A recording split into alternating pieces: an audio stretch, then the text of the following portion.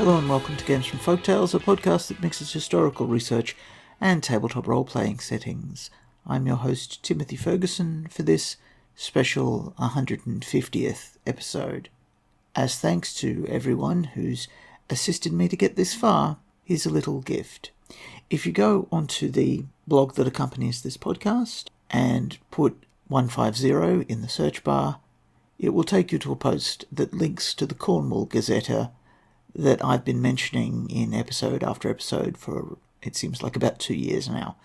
There will still be some Cornwall episodes in the following months on the podcast. The material from them has been included in the Gazette here, usually in a sort of boiled down form, reduced to its essential plot hooks. I have one additional source that I'm going to chase down that may result in additional material, which means that the Cornwall episodes may last until sometime next year. I'm calling the Gazette here the first edition for Cornwall because I hope at some point to come back to it and extend the saga seeds and assess whether I should have a map professionally made.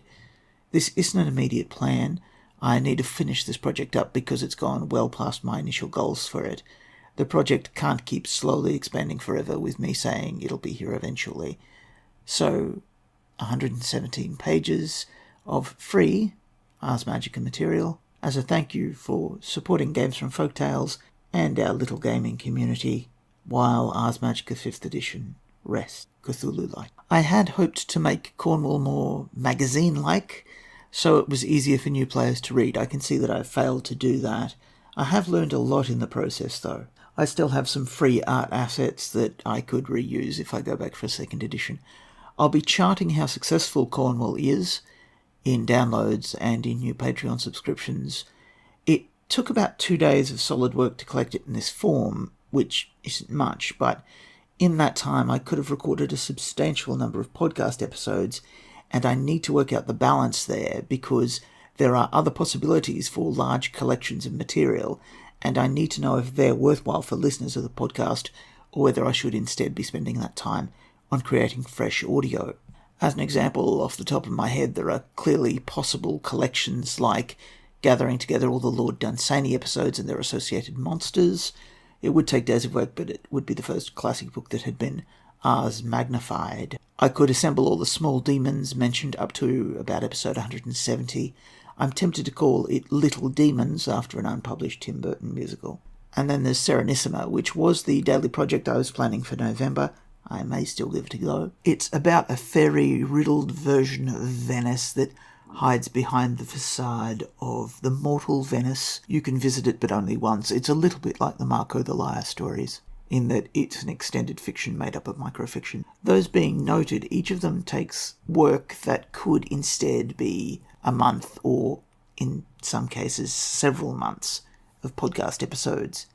And the material you get isn't so much fresh as conveniently repackaged for use.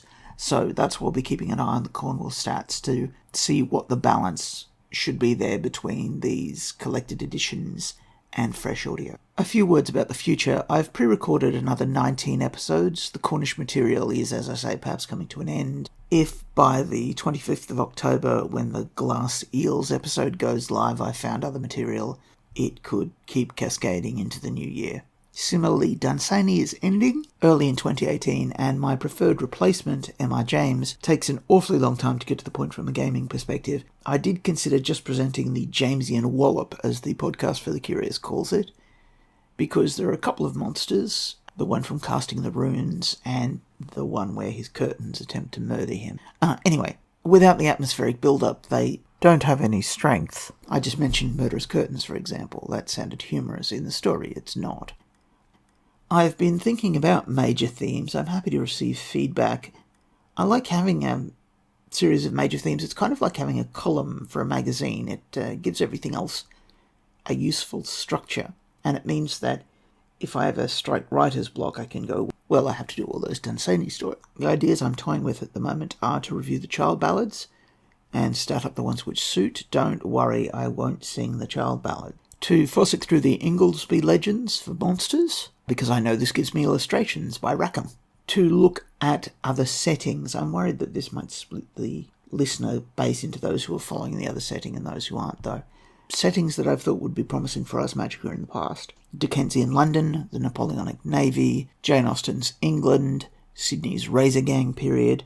To write a history of tools, this is an old idea. I originally pitched it as an idea for House Verditus way back in the day. And the idea is that our machines extend our capacities as humans, and so they become extensions of us.